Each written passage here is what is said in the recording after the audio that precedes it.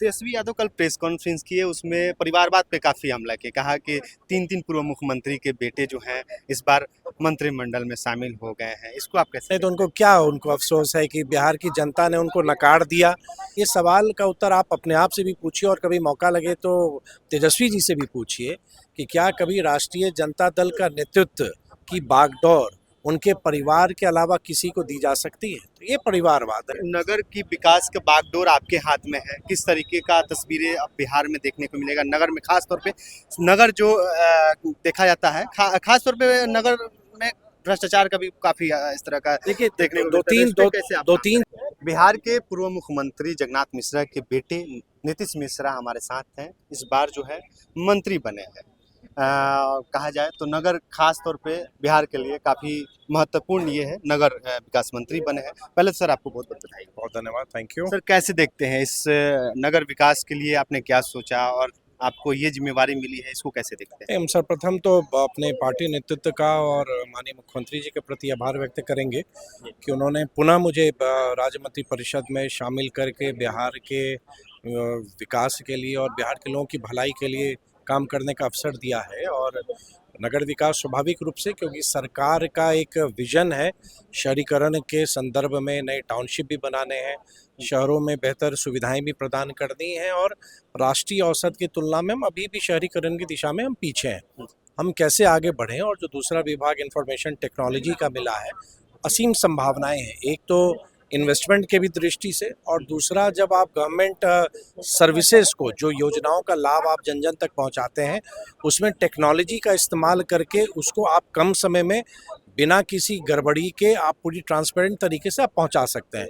तो दोनों विभाग में बहुत संभावनाएं हैं बिहार के डेवलपमेंट के लिए कंट्रीब्यूट करने के लिए। तेजस्वी यादव कल प्रेस कॉन्फ्रेंस किए, उसमें परिवारवाद पे काफ़ी हमला किया, कहा कि तीन पूर्व मुख्यमंत्री के बेटे जो हैं इस बार मंत्रिमंडल में शामिल हो गए हैं। इसको आप कैसे? नहीं तो उनको अफसोस है कि बिहार की जनता ने उनको नकार दिया और वो बार बार वो नहीं समझ पा रहे हैं कि परिवारवाद की परिभाषा क्या है। भारतीय जनता पार्टी जिस दल का मैं कार्य करता हूं, इस दल की विशेषता है कि हमारे यहाँ का एक बूथ अध्यक्ष भी प्रदेश अध्यक्ष से राष्ट्रीय अध्यक्ष बन सकता है। लेकिन ये सवाल का उत्तर आप अपने आप से भी पूछिए और कभी मौका लगे तो तेजस्वी जी से भी पूछिए कि क्या कभी राष्ट्रीय जनता दल का नेतृत्व की बागडोर उनके परिवार के अलावा किसी को दी जा सकती है? तो ये परिवारवाद है। हम लोग चुन के आते हैं।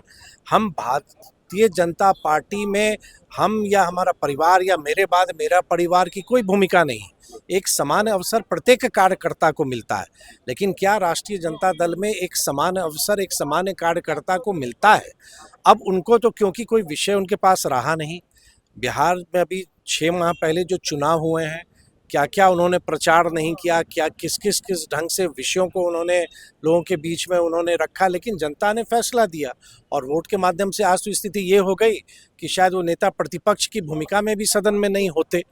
तो उनको आत्म मंथन करना चाहिए कि राष्ट्रीय जनता दल की ये स्थिति क्यों होती जा रही है और राजनीति को गंभीरता से लेना चाहिए। सर नगर की विकास का बागडोर आपके हाथ में है, किस तरीके का तस्वीरें अब बिहार में देखने को मिलेगा? नगर में खास तौर पे नगर जो देखा जाता है, खास तौर पे नगर में भ्रष्टाचार का भी काफी इस तरह का देखिए देखने को मिलता है। तो इस पे कैसे आप दो बात तीन करेंगे? चीज़ों पर मैं स्पष्ट हूँ।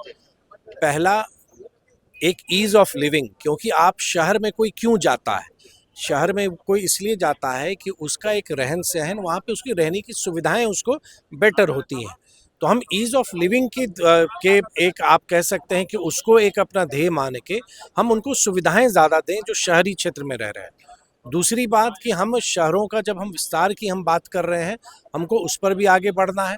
तीसरा, जो योजनाओं की बात आप कह रहे हैं कि योजनाओं में, क्योंकि मैं पूर्व में 2010 से 15 जब मैं ग्रामीण विकास विभाग का मंत्री था, तो मेरी कोशिश रही थी कि योजनाओं की पारदर्शिता के साथ और एक उत्तरदायित्व के साथ लोगों तक जाएं। क्योंकि बहुत बार होता है, अब जैसे उदाहरण स्वरूप अगर प्रधानमंत्री आवास योजना का संचालन होना है नगर विकास में शहरी क्षेत्रों में, तो हम उसको कैसे डिस्ट्रीब्यूट करते हैं, उसकी सूची कैसी बनती है, उसका आवंटन कैसे होता है, उसका एक पूरा प्रोसेस को ट्रांसपेरेंट बनना चाहिए, मतलब पारदर्शिता के साथ। टेक्नोलॉजी का इस्तेमाल हम करेंगे। आपको स्मरण नहीं होगा, आज से लगभग 11-12 साल पहले भी मैंने सरकार की योजनाओं के डिलीवरी में टेक्नोलॉजी का भरपूर इस्तेमाल किया और आज तो इतनी ज़्यादा टेक्निकली हम लोग एडवांस हो चुके हैं, बहुत कुछ है। उनका उपयोग करके हम बेटर सर्विसेज लोगों तक प्रोवाइड करें।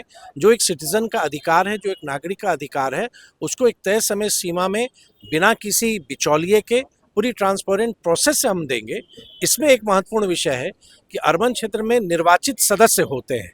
बहुत बार लोगों को लगता है कि सब काम सरकार को करना होता है, लेकिन हर एक जगह, चाहे वो नगर निगम हो, नगर परिषद हो, नगर पंचायत हो, हर एक जगह एक निर्वाचित अर्बन लोकल बॉडीज काम करती है।